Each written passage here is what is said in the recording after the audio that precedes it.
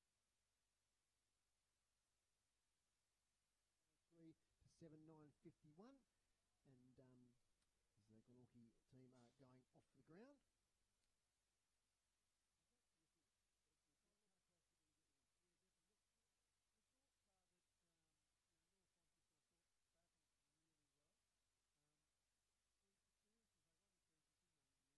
They won. Glenorchy won that quarter 8-6, but overall, North Launceston were 40-31. Yeah, and inside 50s were fairly even. In fact, North Launceston won the inside. Yeah, they won those and they won the hit-outs. So they've still got enough of the footy, just those avenues to goal, not having a good kicker in Mark Walsh and a power forward in Zach Burt. Obviously really hurts them. But, they showed enough. It was good to see Cox Goodger back, and he had an excellent game for North Launceston. Of course, an injury query over Alex Lee. We'll see what happens there with Alex Lee going into next week versus Clarence. But look, full credit to Glenorchy. Paul Kennedy, the new coach, I can see that he's brought a real positive energy to Glenorchy. And we're going to hear something about that, are we? The song? Here we go. Warnie, you down there? No, he's hung up. So I think he's going to try and get us the song there. Yeah, so look, Paul Kennedy, you can tell he's brought a positive energy to the team. Aaron Cornelius did a really good job with Glenorchy, but it didn't quite, he got won the premiership, and then they sort of just got a little bit stale and lack of injuries. But I can see what he's trying to do. He's trying to really share the workload. It was interesting to see someone like Braden Webb. He's been a premier on baller. He struggled with ankle injuries and that, but he hardly went inside the centre square today. Foz. They didn't need him. He played up forward and did enough, kicked a couple of goals. He experienced Braden Webb, the captain. But, you keep going back to that old firm, don't you, of Jay Bowden was awesome. Daniel Joseph back into the side. I was really impressed with Josh Grant, the key defender. Mitch Walker up forward is going to be good, and I really liked the little forward in Callan Daly. I thought he was really busy. Reece Mott started the game well, probably went out of it a little bit in the second half as other players came into it. But Glenorchy, yeah, look, they're definitely going to be a top three side, along with the two northern teams, you'd imagine, and someone like Clarence will be round about there as well. But an exciting season coming up for Paul Kennedy and his Glenorchy Chargers. And interesting for the competition is to have this result today, despite the circumstances of the players being out. A lot of people think it's going to be a runaway win, or maybe the grand final was North Launceston and Launceston. But Glenorchy has shown that, as I said late in the call there, they're going to be a player. Yeah, look, I know it's a long way away too, but of course a lot of the finals will be down south this year, Dave, with the resurfacing of UTAS Stadium following the last AFL game. So North Launceston have got to make use of this ground and get the wins when they can. Things didn't go their way today. You hope that the majority, or if not all of those players, are back in next week when they head south to play Clarence. Might get some of your better players from each side. Look, Bradley Cox-Goodger led the way for North Launceston. Tom Bennett battled manfully up against one or two extra each time he kicked three. Ponting was his busy self.